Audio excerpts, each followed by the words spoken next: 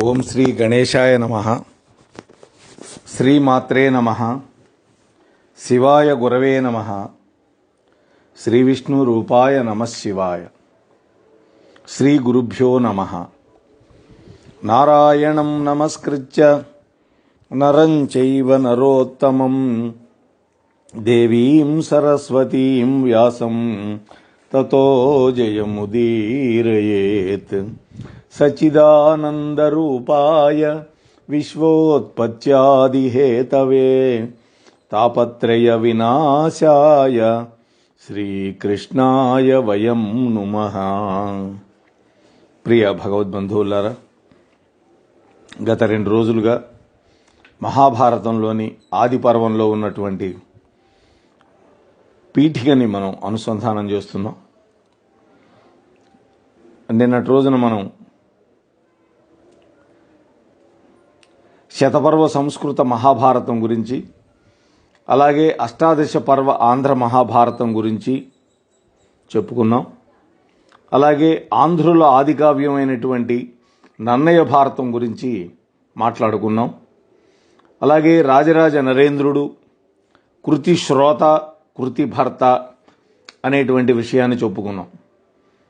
అలాగే నన్నయ్య గారి గురుపద్య విద్యకి ఆద్యుడు నన్నయ్య గారు అనేటువంటి విషయాన్ని, అలాగే ఆంధ్ర మహాభారతం కేవలం అనువాదం కాదు, అనుసృజన అనే విషయాన్ని కూడా మనం ప్రతిపాదించుకొని ఆదిపర్వం భారత ఆఖ్యాన కథా బీజం అనేటువంటి అంశాన్ని నిన్న మనం కొంచెం సేపు చెప్పుకున్నాం. అంటే పాండవుల యొక్క చరిత్రని సవిస్తరంగా వింటే భరతవంశ చరిత్ర అంతా విన్నట్లే అని నిన్న మనం మాట్లాడుకున్నాం. ఆది పర్వంలోని ప్రథమ ద్వితీయ ఆశ్వాసాల్లో సూత పౌరాణికుడు శౌనకాది మహర్షులకి మహాభారతం యొక్క కథను వినిపించడానికి ఏర్పడినటువంటి పరిస్థితులు, అలాగే ఆ కథ యొక్క ప్రారంభాన్ని తెలిపేటటువంటి వృత్తాంతం అంతా కూడా వర్ణించారు. జనమేజయుడు చేసినటువంటి సర్పయాగంలో భారత కథా కథనం మొదలైంది. అందులో మొదటి ఘట్టం వైశంపాయనుడు జనమేజయుడికి సర్పయాగశాలలో మహాభారత కథను చెప్పడం మొదలుపెట్టాడు. అందువల్ల ఆ సర్పయాగం ప్రవర్తిల్లటానికి కారణాలైనటువంటి అంశాలను కూడా చెప్పడానికి ఈ 2 ఆశ్వాసాలు ఉపయోగపడ్డాయి. అందుకోసం ఆది పర్వంలో వరుసగా సరమ వృత్తాంతం, ఉదంకోపాఖ్యానం, ఉదంకుడు జనమేజయుడికి సర్పయాగం చేసే బుద్ధిని కలిగించే వృత్తాంతం చెప్పబడ్డాయి. సర్పయాగంలో సర్పకులమంతా కూడా హతం కావడానికి కారణం ఏమిటి అన్నటువంటి శౌనకాదుల యొక్క ప్రశ్నకి వివరణగా భృగువంశ చరిత్రలో శవన మహర్షి యొక్క చరిత్ర, అలాగే సహస్రపాదుని యొక్క వృత్తాంతం, వినత కద్రువుల యొక్క వృత్తాంతం, సముద్ర మథనం, అలాగే సౌపర్ణోపాఖ్యానం అంటే గరుడోపాఖ్యానం, అలాగే జగత్కారుడి యొక్క వృత్తాంతం, తక్షకుడి యొక్క విషాగ్ని చేత పరీక్షిత్తు దగ్ధుడైపోవటం, జనమేజయుడు ఆరంభించినటువంటి సర్పయాగాన్ని ఆస్తిక మహర్షి వాసుకి మేనలుడు వచ్చి ఆపించడం అనేటువంటి కథార్థాలన్నీ కూడా వెలువడ్డాయి. అంటే సర్పయాగ సంకల్పం ఉదంకుడిది, సర్పయాగం చేసినటువంటి వాడు జనమేజయుడు, దాన్ని నివారించినటువంటి వాడు ఆస్తిక మహర్షి. వాళ్ళ ముగ్గురి యొక్క కథలు ఆఖ్యానకాలు. సర్పయాగం ఆగిపోయిన తర్వాత అదే యాగశాలలో భారత కథాకథనం మొదలైంది. ఈ విధంగా భారత కథాకథన ఆరంభ పూర్వరంగాన్ని చెప్పడం మహాభారతం యొక్క కథకి పూర్వరంగం అయింది. ఇది మొదటి 2 ఆశ్వాసాలలో నన్నయ్య గారు నిర్వహించారు, మూలంలో వ్యాసుల వారు నిర్వహించారు. ఆ తరువాత ఆది పర్వంలోని తృతీయ చతుర్థ పంచమాశ్వాసాలు చంద్రవంశంలో ప్రసిద్ధి పొందినటువంటి వంశకర్తల యొక్క చరిత్రలు చెప్పడానికి వినియోగించారు. ఇది మనం గమనించాలి. జనమేజయుడు వైశంపాయనుణ్ణి పాండవ ధార్తరాష్ట్రుల యొక్క విభేదాల కారణాలను వివరించమని కోరుకున్నాడు. అందువల్ల వైశంపాయనుడు చెప్పే భారతాఖ్యానం మొదలైంది. ఆ ముని మహాభారతం యొక్క మహిమను గురించి మొట్టమొదట చెప్పాడు. ఆ తరువాత పాండవ ధార్తరాష్ట్రుల యొక్క మధ్య ఉన్నటువంటి విభేదాలకి కారణాలు పేర్కొంటూ కురుక్షేత్ర యుద్ధం జరిగేదాకా సాగినటువంటి కథని సంగ్రహంగా ముందుగా చెప్పాడు. అంటే టూకీగా చెప్పాడని.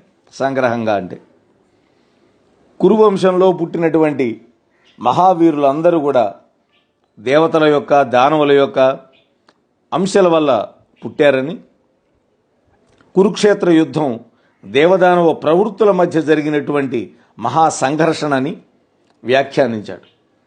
దానితోటి భారత మూలకథ తత్వం మనకి తేటతెల్లం అవుతుంది.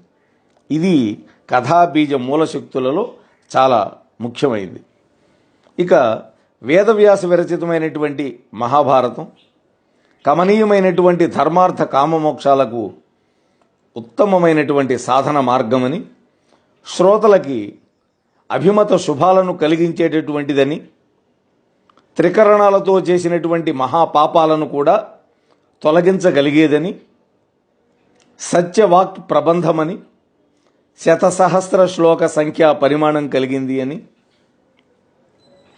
శతసహస్రం అంటే 1,00,000 శ్లోకాలని, సర్వలోక పూజ్యమైందని నన్నయ్య గారు అభివర్ణించాడు. ప్రసిద్ధ పరాక్రమం కలిగిన వాళ్ళు, ధృత వివేకులు, సత్యనిష్ఠులు, యశస్సే ధనంగా కలిగిన వాళ్ళు, కృతజ్ఞులు, ఉత్తమ ధర్మపరులు, శరణాగత రక్షణ వ్రతులు అని ప్రసిద్ధులైనటువంటి భరతవంశంలో పుట్టినటువంటి వీరుల యొక్క సద్గుణాల కీర్తనమే కథా వస్తువుగా కలిగినటువంటి భారతం సభలలో రక్తిగొడుతుందని నన్నయ్య గారు ప్రశంసించాడు. భారతీ వ్యక్తిత్వాన్ని పద్య సూక్తంగా చెప్పినటువంటి వాక్యం ఇదే. ఆయుష్యంబు ఇతిహాస వస్తు సముదాయంబు ఐహిక ఆముష్మిక శ్రేయప్రాప్తి నిమిత్తము ఉత్తమ సభాసేవ్యంబు లోకాగమ న్యాయైకాంత గృహంబునాబరగి నానావేద వేదాంత విద్యాయుక్తం బగుదాని చెప్పదొడగన్ తద్భారతాఖ్యానమున్ అని ఆదిపర్వంలో 3వ అధ్యాయంలో 11వ పద్యంగా నన్నయ్య గారు రాశారు. మహాభారతం ఇతిహాస వస్తు సముదాయం అని చెప్పినటువంటి లక్షణం దాని యొక్క కథా స్వభావాన్ని వివేకించడానికి మనకి ఉపయోగపడుతుంది. ఇతిహాస పురావృత్తమని అమరసింహుడు చెప్పాడు. ఇతిహా పారంపర్యోపదేశ ఆస్తే అస్మిన్ ఆస ఆధారే ఘజ్ ధర్మార్థ కామమోక్షాణం ఉపదేశ సమన్వితం పూర్వముక్త కథాయుక్తం ఇతిహాసం ప్రచక్షతే ఇత్యుక్త లక్షణే పురావృత ప్రకాశకే భారతాది గ్రంథే అని శబ్దకల్పద్రుమం చెప్పినటువంటి మాట. ఈ నిరుక్తులను ఆధారంగా చేసుకొని ఇతిహాసం పరంపరాగతంగా చెప్పుకోబడుతున్నటువంటి పూర్వ చరిత్ర కథావస్తువు కలిగినదై ఉజ్వలమైనటువంటి ఉపదేశాత్మకమై ఉంటుంది అని మనకి చెప్పబడింది. అభినవ గుప్తపాదుడు నాట్యశాస్త్ర వ్యాఖ్యానంలో కర్మఫల సంబంధ స్వభావం కలిగినటువంటి ఆగమిక అర్థాలు ఎందులో ప్రత్యక్ష దృశ్యమానాలు అవుతుంటాయో అదే ఇతిహాసం అని పేర్కొన్నాడు. అంటే ఏవం ప్రకారాః ప్రత్యక్ష పరిదృశ్యమానాః ఆగమికార్థాః కర్మఫల సంబంధ స్వభావాః యత్ర ఆసతే తేన ఇతిహాసేన అని సంస్కృతంలో. అంటే ఆయా పుణ్య పాప కర్మలకి ఆయా ఫలాలు లభిస్తాయని వేదాలలో చెప్పబడినటువంటి వాక్య తాత్పర్యాలు కళ్ళ ఎదుట కనపడుతున్నట్లుగా ఇతిహాసంలోని ఇతివృత్తం చిత్రింపబడాలి అని మనం అర్థం చేసుకోవాలి. అలాగే విద్యారణ్య సాయణాచార్యుల వారు దేవాసుర సంయత్త ఆసన్ అని పూర్వం జరిగినదట అన్నట్లుగా పూర్వ ప్రసిద్ధ వృత్తాంతాలను చెప్పేది ఇతిహాసమని తమ యొక్క వేద భాష్యంలో చెప్పారు విద్యారణ్యుల వారు. ఉదాహరణలను బట్టి దేవతల యొక్క అసురుల యొక్క ప్రవృత్తుల మధ్య జరిగే సంఘర్షణాన్ని చిత్రించడం ఇతిహాస లక్షణమని కూడా మనం భావన చేయొచ్చు. ఇతిహాసం ప్రవర్తిల్లే విధానాన్ని బట్టి రెండు రకాలుగా ఉంటుంది. ఒకటి పరిక్రియ, అది ఏకనాయకం, ఒకడే నాయకుడు ఉంటాడు. రెండు పురాకల్పం, అది బహునాయకం. రామాయణం పరిక్రియ, ఒక్కడే నాయకుడు.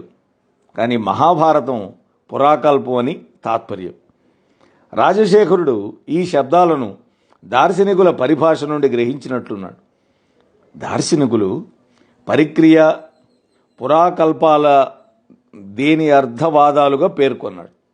అంటే పురాకల్పాలు అనేవి అర్థవాదాలుగా పేర్కొన్నాడు రాజశేఖరుడు. అవి నింద, ప్రశంస, పరకృతి, పరాకల్పాలని 4 రకాలుగా ఉంటాయి. పురుషుడొకడు పూర్వం జరిగినటువంటి ఒక అంశాన్ని ప్రమాణంగా చూపించడాన్ని పరకృతి అంటారు. ఉదాహరణకి అగ్ని అనేవాడు సర్వభక్షకుడు కావాలనుకొని అగ్నిదేవుడిని ఆరాధించి సర్వభక్షకుడైనాడు అని ఒక పూర్వ ప్రవర్తిత ఐతిహాస్యాన్ని ప్రమాణంగా చూపించడాన్ని పరకృతి అంటారు. పూర్వం ఒకరి చేత చెప్పబడినటువంటి అర్థాన్ని ప్రతిపాదించేది పురాకల్పం. అంటే పూర్వం హోమాలు మోయడం ఇష్టం లేక అగ్ని నీళ్లలో దాగాడు. దేవతలందరూ అగ్నిని వెతికారు. అగ్ని నీళ్లలో దాగి ఉన్నాడని చేపలు వాళ్ళకి చెప్పి తన రహస్యాన్ని బట్టబయలు చేసినందుకు అగ్ని ఆగ్రహించి చేపలని లోకులు మిమ్మల్ని ఇష్టం వచ్చినట్లుగా చంపుతారు అని శాపం పెట్టాడు. అనేటటువంటి పరవక్తృక అర్థ ప్రతిపాదన చేయడం ఏదైతే ఉందో ఈ విధానం, దాన్ని పురాకల్పం అంటారు. దీన్ని తైత్రీయ సూత్రం అని కూడా అంటారు. ఈ లక్షణాలను సూక్ష్మంగా మనం గమనిస్తే పరక్రియ ఏకవక్తృకమని, పురాకల్పం బహువక్తృకమని మనకి తేటతెల్లం అవుతుంది. వస్తుతః ఈ రెండు అతీతార్థ ప్రధానాలే అయినా కూడా పరకృతి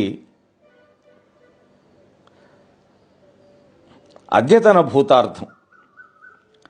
అంటే ప్రాచీనోదంతం ప్రప్రథమంగా ఒక వక్త చేత చెప్పబడిన దాన్ని పరకృతి అని, పారంపర్య కథనంగా చాలామంది వక్తల చేత చెప్పబడింది పురాకల్పం అని, బహుశా మీమాంసకులు చెప్పే ఈ అర్థవాద భేదాలను రాజశేఖరుడు గ్రహించి వాటి లక్షణాలైనటువంటి ఏకవక్తృక బహువక్తృకత్వాలని మార్చి ఏకనాయక బహునాయకత్వాలుగా నిబంధించి ఉండొచ్చు. పరక్రియ శబ్దాన్ని పరిక్రియగా మార్చి ఉంటాడు. ఇతిహాసం పారంపర్య ఉపదిష్టమే కాబట్టి మీమాంసకుల యొక్క అభిప్రాయం తద్విరుద్ధంగా ఉండదు. భారతాన్ని వ్యాస మహర్షి మొట్టమొదటి చెప్పాడు. ఆ తర్వాత ఆయన శిష్యులు, వారి యొక్క పుత్రుడు, ప్రశిష్యులు పరంపరగా చెబుతూ వచ్చారు. కాబట్టి ఇది బహువక్తృకం, అంటే చాలామంది వక్తలు చెప్పారు. పాండవులే కాకుండా భీష్మాది వీరుల యొక్క వృత్తాంతాలు స్వయం సంగ్రామాలై పురుషార్థ సాధన ప్రవృత్తితో పాటుగా కర్మఫల రూప స్వభావాన్ని కూడా ప్రకటిస్తూ ఉండడం వల్ల మహాభారతం అనేది బహునాయకమైనటువంటి పురాకల్పం అని చెప్పచ్చు. అంటే ఒక్కడే కాకుండా చాలామంది నాయకులు ఉన్నారు, భీష్ముడితో మొదలుపెట్టుకొని. ఈ విధంగా బహువక్తల వల్ల, బహు నాయకుల వల్ల ఏర్పడేటటువంటి ఇతిహాసాల యొక్క సముదాయం మహాభారతం అని నన్నయ్య గారు అభివర్ణించాడు. భారత కథలో ఉన్నటువంటి సంశ్లిష్టత దీనివల్ల మనకి సూచితమవుతోంది. అన్నదమ్ములైనటువంటి పాండవులు, ధార్తరాష్ట్రుల యొక్క మధ్య కురుక్షేత్ర ఘోర సంగ్రామం ఎందుకు జరిగింది? అంతమంది ఆ రణరంగంలో ఎందుకని చనిపోయారు? ఆ కాలంలో శ్రీకృష్ణ పరమాత్మ లాంటి వాళ్ళు ఉన్నా కూడా ఆ యుద్ధాన్ని ఎందుకని నివారించలేకపోయారు?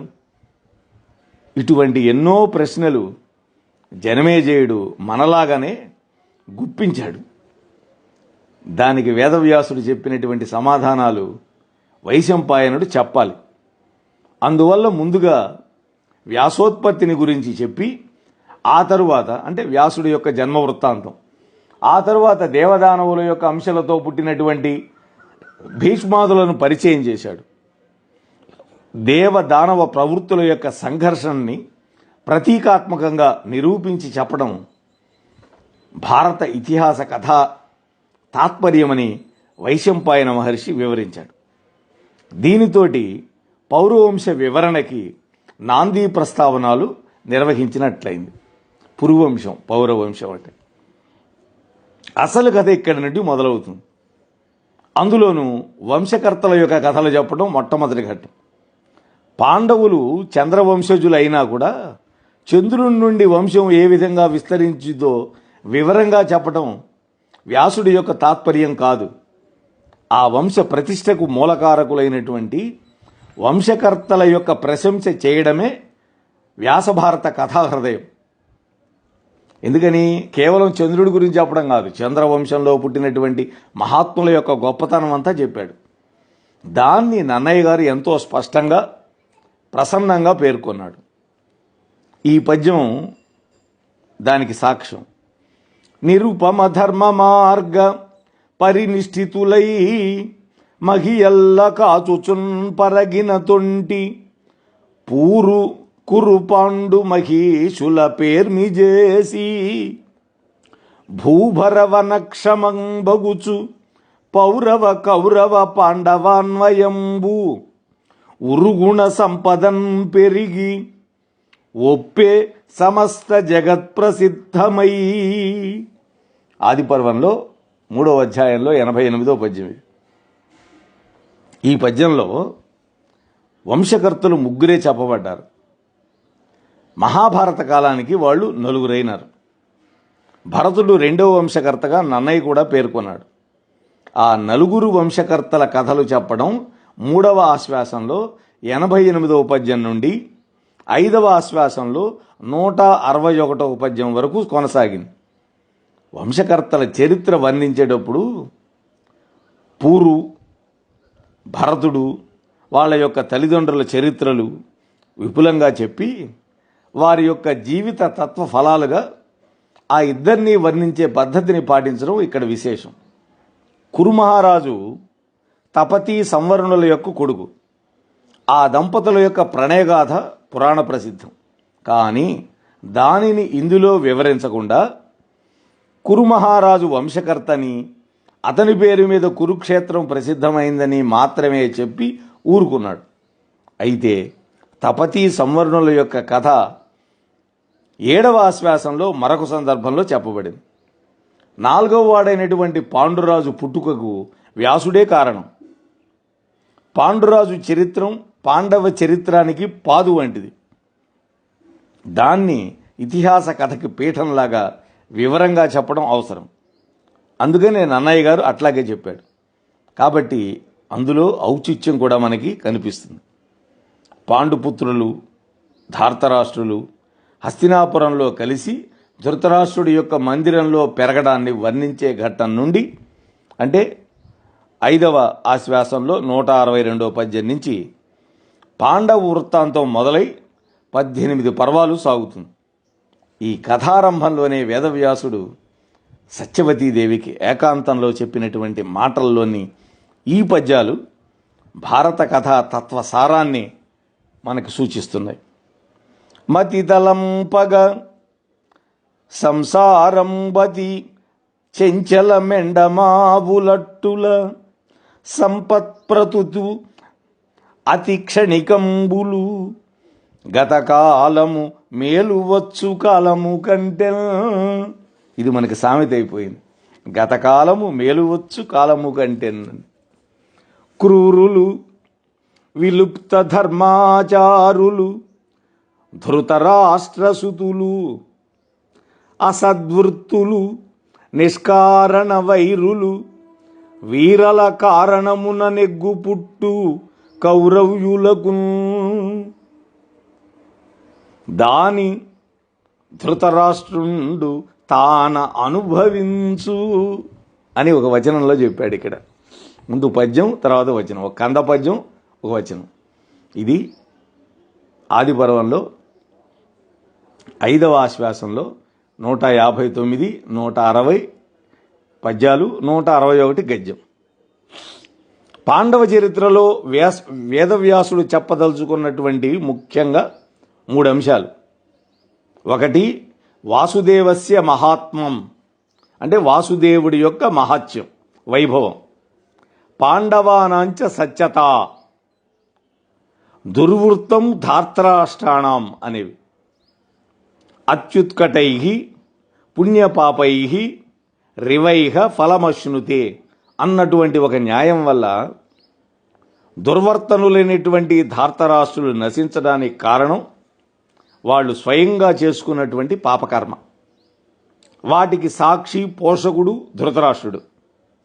తన వారందరూ పోగా తత్ఫలమైనటువంటి అనంతమైన శోకాన్ని అనుభవించేది ఎవరు? ధృతరాష్ట్రుడే. భీముడన్నటువంటి సూటి పోటీ మాటలు పడి అక్కడ పాండవుల పంచన ఉన్నాడు.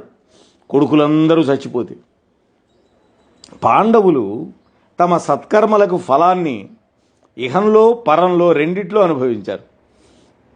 కర్మకి కర్మఫలానికి అతీతుడు, సాక్షిభూతుడు, సాక్షాత్తు పరమాత్మ అయినటువంటి శ్రీకృష్ణుడు కర్మఫల రూపమైనటువంటి మహాభారత కథకి ఈ ముగ్గురు 3 ముఖాలు, 3 మెట్లు. వాటిని ముమ్మూర్తుల ముప్పేటగా ప్రదర్శించేది మహాభారత ఇతిహాసం. ఆది పర్వంలో మరొక విశేషం కూడా మనం గమనించాలి. ధార్తరాష్ట్రుల యొక్క దుర్వర్తనం ఎంత బలంగా చిత్రింపబడితే పాండవుల యొక్క సద్వర్తనం అంత ఉజ్వలంగా ప్రకాశించడానికి వీలవుతుంది. అంతే కదా. విలన్ ఎక్కువ కనుక శక్తివంతుడిగా ఉంటే హీరో అంతకంటే ఎక్కువ శక్తివంతంగా చూపించాలి. ఇది మహాభారత కథలో సర్వత్రా పాటించేటటువంటి కథా మర్మం. అయితే దానికి బీజప్రాయమైనటువంటి కథాంశాలు ఆది పర్వంలో స్థాపింపబడ్డాయి. వాటిల్లో పేర్కొనదగినవి ఏంటంటే, ఒకటోది, దుర్యోధనుడు భీముడి యొక్క బలాన్ని సహించలేక అతడిని చంపే ప్రయత్నాలు చేయడం. రెండోది, అర్జునుడు విలువిద్యలో అనన్య వీరుడిగా ప్రకాశిస్తూ ఉంటే అతడికి ప్రత్యర్థిగా కర్ణుడిని అంగరాజుగా చేసి దుర్యోధనుడు ప్రోత్సహించటం. మూడోది, దుర్యోధనుడు కణిక నీతిని ఆశ్రయించి ధృతరాష్ట్రుని యొక్క అండదండలతోటి, శకుని కర్ణాదుల యొక్క సలహాలతోటి పాండవులకు ఎగ్గు చేయాలని తలపెట్టి లాక్షాగృహంలో పెట్టి వాళ్ళని దహించడానికి ప్రయత్నం చేయటం. ఇక నాలుగవది, పాండవులు హస్తినాపురంలో ఉంటే తనకు రాజ్యాధికారం దక్కడం అసాధ్యం అని భావించినటువంటి దుర్యోధనుడు తండ్రిని ప్రేరేపించి బెదిరించి వాళ్ళని ఇంద్రప్రస్థానికి పంపించటం. ఇక పాండవేతి వృత్తంలో ధర్మరాజాదులు ధార్తరాష్ట్రుల యొక్క కుతంత్రాల నుండి తప్పించుకునే అధ్యాయాలు కొన్ని, స్వీయ పరాక్రమాదులను ప్రదర్శించి తమ యొక్క అస్తిత్వాన్ని స్థాపించుకునే సన్నివేశాలు మరికొన్ని, ఎట్టి కష్టాలలోకి అయినా సరే ధర్మాన్ని పాటించే సచ్చీలాన్ని ప్రదర్శించే సన్నివేశాలు కొన్ని, మొత్తం కలిసి పాండవుల యొక్క నాయక లక్షణాలను ప్రకాశింపజేస్తూ ఉంటాయి. కురుక్షేత్ర సంగ్రామంలో ప్రజ్వలించే ప్రతీకార జ్వాలకి ఆది పర్వంలోనే అంకురారోపణ జరిగింది. భీమ దుర్యోధనుల యొక్క కర్ణార్జునుల యొక్క ద్వంద్వ యుద్ధాలే కురుక్షేత్ర యుద్ధంలో పతాకాలైనవి.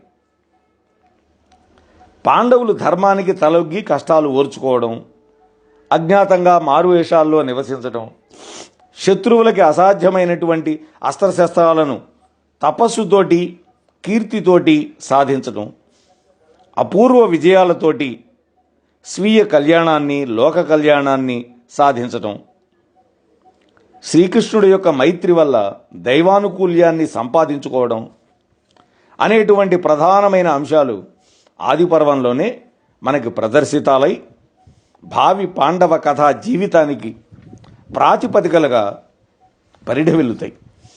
వీటన్నిటి యొక్క తాత్పర్యం ఏంటంటే ఆదిపర్వం మహాభారత కథకి అన్ని విధాల బీజభూతం. అది ఇక ఆంధ్ర మహాభారతం అమృతత్వ సాధనం. న కర్మణా న ప్రజయా ధనేన త్యాగేనైకే అమృతత్వమానసు పరేణ నాకం నిహితం గుహాయాం విభ్రాజతే తద్వయతయో విశంతి. ఇతిహాసాలు, పురాణాలు, మహాకావ్యాలు కాలక్షేపం కోసం చదివేవి కావు. ఇది అర్థం చేసుకోవాలి. అవి అందించేటటువంటి మహా ఉపదేశాలని మననం చేసుకోవడానికి మనం అధ్యయనం చేసేవి. పంచమవేదమైనటువంటి మహాభారతం మానవ లోకానికి ఒక మహత్తరమైనటువంటి సందేశం ఇస్తున్నది. మానవుడు జీవితంలో సాధించవలసింది అమృతత్వమే. అది ఆ అమృతత్వం త్యాగం వల్ల మాత్రమే లభిస్తుంది అనేది ఉపనిషత్తు ప్రతిపాదించింది. అది జీవన సందేశం మనకి మహాభారతం ఇస్తున్నటువంటిది. అసలు అమృతత్వ సాధనం అంటే ఏంటి? మహాభారతంలో మొదలు ముగింపు మానవుడు అమృతత్వ సిద్ధి కోసం చేసేటటువంటి సాధన యొక్క ప్రారంభ పరిణిత అవస్థలను తెలుపుతూ ఉన్నాయి మనకి. ఆదిపర్వంలో ఉదంకోపాఖ్యానం పరిశీలించిన, క్షీరసాగర మథన ఉపాఖ్యానాన్ని గమనించిన, సర్పయాగ ఘట్టాన్ని చదివిన మానవుడు విషము మొదలైనటువంటి పదార్థాల వల్ల కలిగేటటువంటి మరణాన్ని జయించాలి అనేటువంటి కోరిక మనకి బలంగా కనపడుతుంది. శుక్రాచార్యుడు సాధించినటువంటి మృత సంజీవిని యుద్ధంలో చనిపోయిన వాళ్ళను బతికించే ఒక మహామంత్రం. ఆ మంత్రం వెనక మానవులు, దానవులు, దేవతలు మృత్యువు బారి పడకుండా తప్పించుకునే ఉపాయం కోసం ప్రయత్నించినటువంటి ఒక ప్రస్థానం మనకు ప్రత్యక్షం అవుతుంది. అది కచుని చరిత్ర, అలాగే యయాతి చరిత్ర. ఈ రెండు కూడా శుక్రాచార్యుడితో ముడిపడి ఉన్నాయి. కచోపాఖ్యానం, యయాతి చరిత్ర. శుక్రాచార్యుడు కూతురు దేవయాని, ఆమె మొదట వలిచినవాడు బృహస్పతి కుమారుడు కచుడిని వరించింది. బృహస్పతి కుమారుడైనటువంటి కచుడు వాళ్ళ ఇంటికి వచ్చాడు విద్య నేర్చుకోవడానికి. ఆ అబ్బాయిని ప్రేమించింది.